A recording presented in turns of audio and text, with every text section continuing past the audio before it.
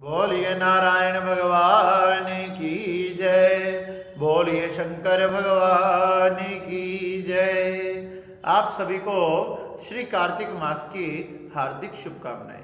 श्री सुजी महाराज शौनक आदि 88,000 ऋषियों को कार्तिक मास का अब 18वां अध्याय सुनाते हैं। श्री सुजी महाराज कहने लगे, जब भगवान शंकर की सेना पलायन करने लगी और भगवान शंकर को पुकारने लगी तो भगवान शंकर को क्रोध आ गया और रुद्र रूप धारण कर कर युद्ध भूमि में प्रकट हो गए। नंदी पर सवार होकर प्रचंड रुद्र अनेक प्रकार के गण उनके शरीर में से प्रकट होने लगे। जैसे जैसे भगवान शंकर आगे बढ़ने लगे वैसे वैसे ही उनके चरणों में से, भुजाओं में से, उनके शरीर में से हजारों गण प्रकट होकर युद्ध भूमि में युद्ध करने लगे। वह दृश्य बड़ा भयानक था। देखते ही देखते भगवान शंकर ने जलंधर की सारी दैत्य सेना का विनाश करने लगे और यह देखकर काल नेमी, जलंधर तथा महासुर आदि दैत्य भागने लगे, पलायन करने लगे। जब जलंधर ने देखा कि मेरे सभी दैत्य सेना पलायन कर रही है, भगवान शंकर जैसे युद्ध में पधारे तो उसने उन सबकी हिम्मत को बढ़ाना प्रारंभ किया कि तुम चिंता मत करो, मैं तुम्हारे साथ हूं, तुम मेरे साथ चलो, हम अभी भगवान शंकर का विनाश कर देंगे। जलंधर ये कहकर अपने प्रमुख गणों को लेकर युद्ध मैदान के बीच में आकर डट गया तथा भगवान शंकर को ललकारने लगा।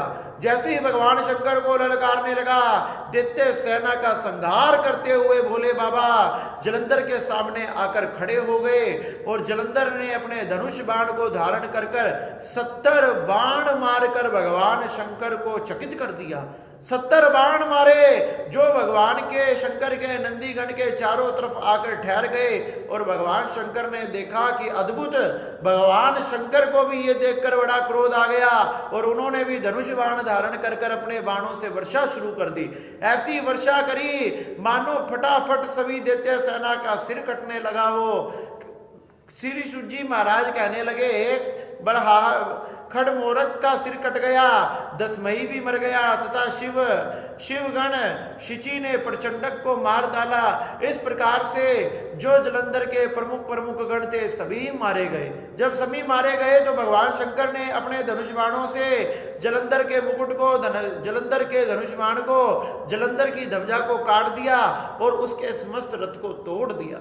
जब जलंधर ने गदा को धारण किया और भगवान शंकर पर गदा का प्रहार किया और भगवान शंकर ने फिर बाणों से गदा को भी तोड़ दिया। जब जलंधर के मन में विचार आया कि मुझे लगता है कि ये शंकर भगवान मुझसे अधिक बलवान है, मैंने जरूर मायावी रूप धारण करना चाहिए। यही सब सोचकर उसी समय जलंधर ने चारों तरफ अपनी माया को फैला दिया और जैसी उसकी चारों तरफ माया फैली, अब तो भगवान शंकर के तथा गणों के चारों तरफ नृत्य गीत आदि होने लगे। हजारों गंधर्व प्रकट हो गए, कोई नृत्य कर रहा है, कोई मृदंग बजा रहा है, कोई गान कर रहा है। यह सब देखकर शिवजी की सेना तथा शिवजी मोहित हो गए। जलंधर ने अवसर पाकर उसने सोचा कि मैंने पार्वती के पास चलना चाहिए। उसने भगवान शिव का रूप बनाया और भगवान शिव का रूप बनाकर कैलाश पर्वत की तरफ बढ़ने लगा। कैलाश पर्वत पर जब पार्वती अपनी सखियों के साथ बैठी थी, इस प्रकार से उसने जो भगवान शंकर का रूप बनाकर जलंधर आ रहा था, आते हुए देखा तो अपनी सखियों का साथ छोड़कर भगवान के स्वागत के लिए पधारने लगी। जैसे ही जलंधर ने पार्वती को देखा, देखते ही वह चकित हो गया, मोहित हो गया और मोहित हो जाने के कारण उसका वीर्य पतन हो गया। पवन के कारण उसका जो वीर्य पतन हुआ था वह जड़ बन गया और जब पार्वती ने ऐसी लीला को देखा तो वो समझ गई कि ये भगवान शंकर नहीं हो सकते, ये तो जरूर कोई दैत्य है। उसी समय मां अंतर ध्यान हो गई और अंतर ध्यान होकर मां मानस की ओर चली गई, मानस पर्वत की ओर चली गई, उत्तर दिशा की ओर चली गई। और जलंधर ने जब देखा कि पार्वती कहाँ गई, वह अंतर ध्यान हो गई, तो वह वापस युद्ध भूमि में भगवान शंकर की तरफ आने लगा। उधर उत्तर दिशा की तरफ गई हुई मां वहां मानस पर्वत पर जाकर प्रकट हुई तथा वहां जाकर भगवान श्री नारायण को याद किया। भगवान नारायण को याद करते ही भगवान नारायण वहां प्रकट हो गए। कहने लगे कि मां, मुझे किस कारण से बुलाया है, मुझे बताओ। पार्वती ने कहा कि हे नारायण भगवान, क्या आपको ज्ञात है कि मेरे साथ क्या हुआ? नारायण भगवान कहने लगे कि माँ, आपकी कृपा तथा आपके आशीर्वाद से मुझे सब कुछ ज्ञात है।